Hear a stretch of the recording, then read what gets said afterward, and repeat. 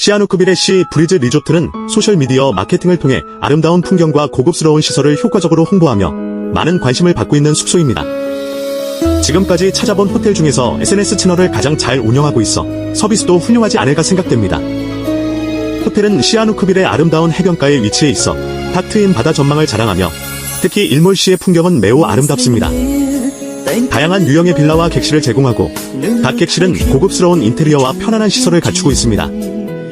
개인 수영장을 갖춘 빌라는 프라이빗한 휴식을 원하는 여행객에게 인기가 높습니다. 수영장, 레스토랑, 바 등 다양한 부대 시설을 갖추고 있어 호텔 내에서도 다채로운 시간을 보낼 수 있으며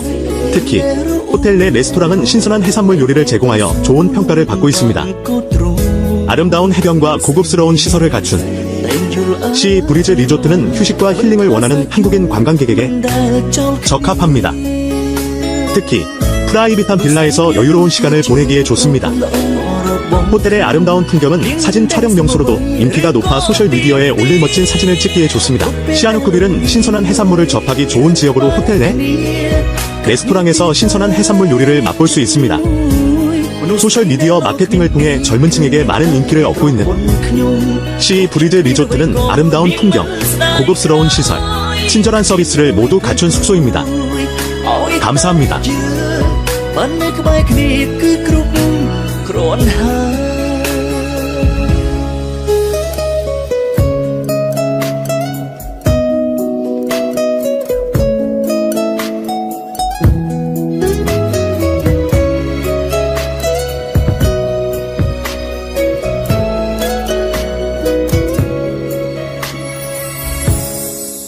មានប្រមនេ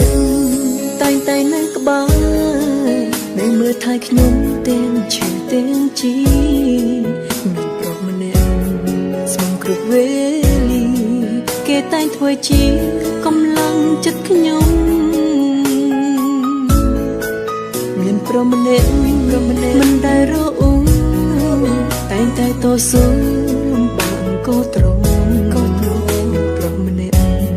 តែងយល់អារម្មណ៍មិនថាសោកយំមិនដែលចោលគ្នាមនុស្សប្រុសម្នាក់នោះគឺជាប្តីដ៏ល្អរបស់ខ្ញុំគេមិនដែលសមអ្វីឬក៏ទៀមទា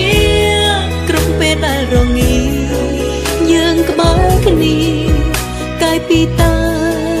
ចិត្តមួយមនុស្សប្រុសដែលល្អគ្មានពីរគឺមានតាដែលខ្ញុំទេ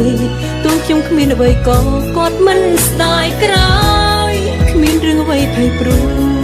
យអើយតើយើងបាននៅក្បែរគ្នាគឺគ្រប់គ្រាន់ហើយរួមសុខទុក្ខនឹងគ្នា